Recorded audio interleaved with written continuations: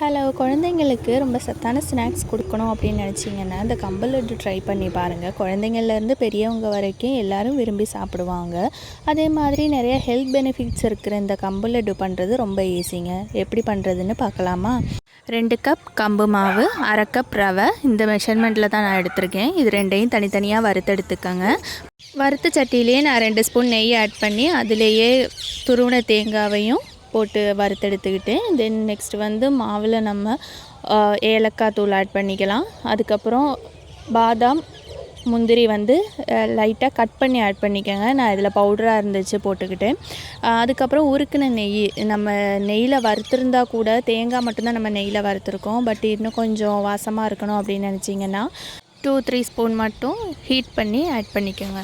ஸ்வீட்னஸ்க்காக நான் இதில் நாட்டு சர்க்கரை ஆட் பண்ணியிருக்கேன். அதனால் உருண்டை பிடிக்கிறதுக்கு பால் ஊற்றினா தான் எனக்கு கொஞ்சம் ஈஸியாக இருக்கும். ஸோ அதனால் நான் காய்ச்சின பால் ஆட் பண்ணியிருக்கேன். நீங்கள் வெள்ளை பாகாக காய்ச்சி தான் ஊற்றுறீங்க அப்படின்னா பால் ஆட் பண்ணிக்க தேவையில்லை.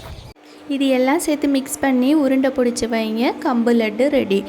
சாஃப்டாகவும் டேஸ்டியாகவும் இருக்குங்க. உங்கள் வீட்டில் ட்ரை பண்ணி பாருங்கள். குழந்தைங்களுக்கு ரொம்பவே பிடிக்கும்.